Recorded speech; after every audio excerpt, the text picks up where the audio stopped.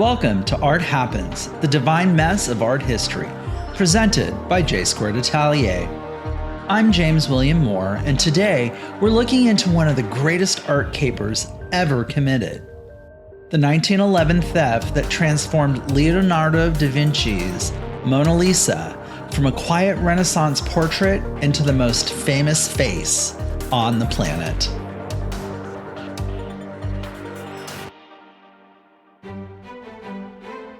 Before we talk about the theft, we've got to talk about her. Well, and him. Leonardo da Vinci wasn't just a painter. He was a one-man Renaissance movement. Born in 1452 in a small Tuscan town called Vinci, yes, that's where the name comes from, Leonardo was the guy who did everything. Painter, inventor, engineer, anatomist, philosopher.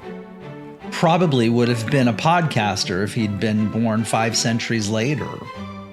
By the early 1500s, he had already painted The Last Supper, dissected cadavers to map human muscles, designed flying machines, and written thousands of pages of notes backwards and literally backward. Because why not?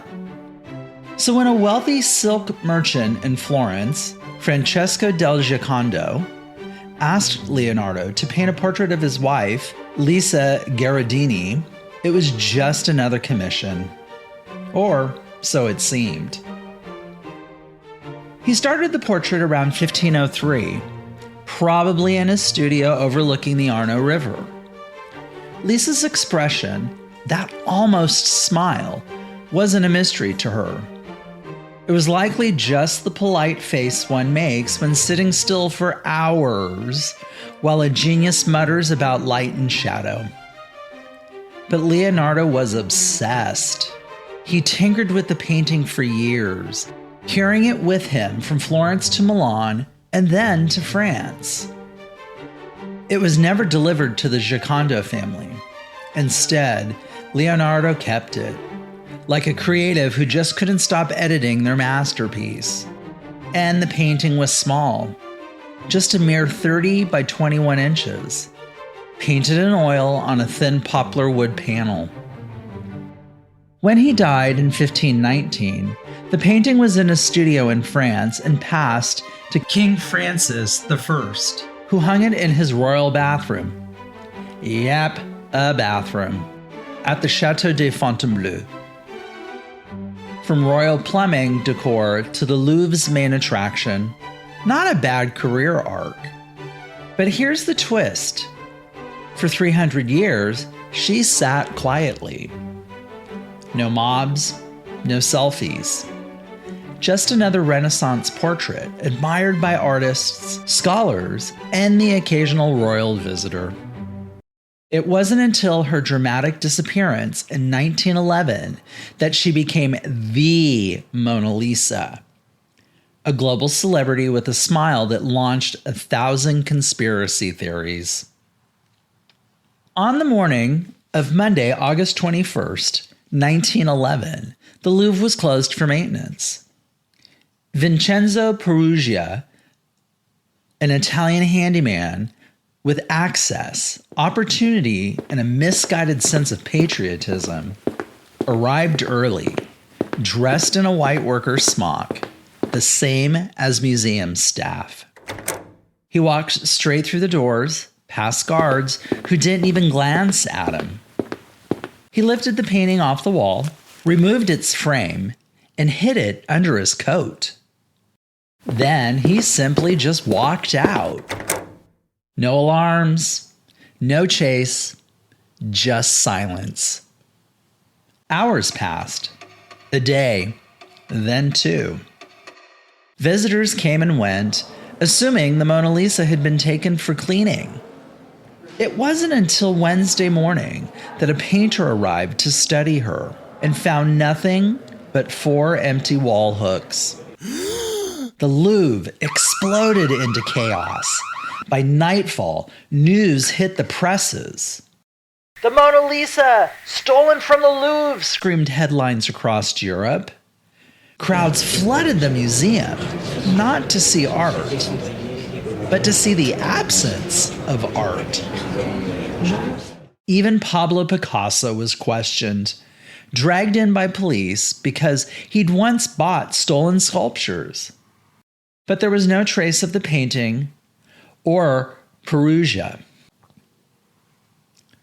While France panicked, Peruggia kept the Mona Lisa tucked away in his one-room Paris flat. He claimed he had hidden her in a false-bottom trunk, right under his own bed, where she stayed for 2 years.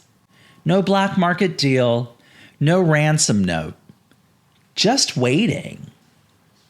When asked why, Peruggia said he wanted to return her to Italy, believing wrongly that Napoleon had stolen her.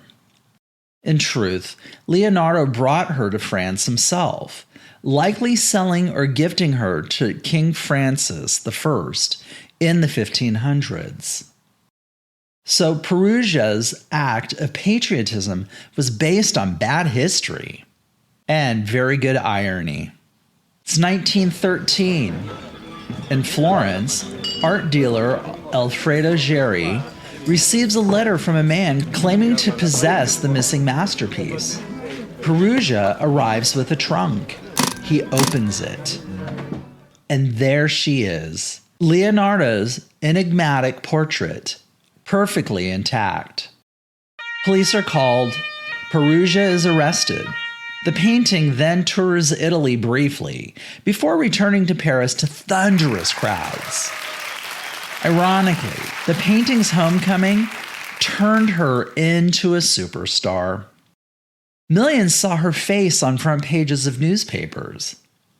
She'd been missing for 2 years, and now she was a living myth. Before the theft, Mona Lisa was admired, but not adored. Afterward, she became a symbol of mystery, of genius, and art itself. The world didn't fall in love with her smile until it lost it. Writers described her as the woman who vanished. Artists painted parodies. Salvador Dali called her the ultimate ghost of beauty. Leonardo's art gave her form, but Peruggia's crime gave her fame. A strange partnership between genius and thief. It turns out the Mona Lisa didn't become famous for her smile, but for her absence. Thanks for joining me for this masterpiece moment on Art Happens, the Divine Mess of Art History, presented by J Squared Atelier. Next time on Art Happens, we'll uncover another deliciously messy story from art history, where beauty and chaos share the same canvas. Until then, remember, every masterpiece has a little bit of mess behind it. Don't forget to follow and subscribe to Art Happens. New episodes drop every week. And if you love hearing artists talk about their creative sparks, be sure to catch our sister show, Lattes and Art, where conversations around creativity brew while we sip on espresso drinks. I'm James William Moore, and thanks for listening.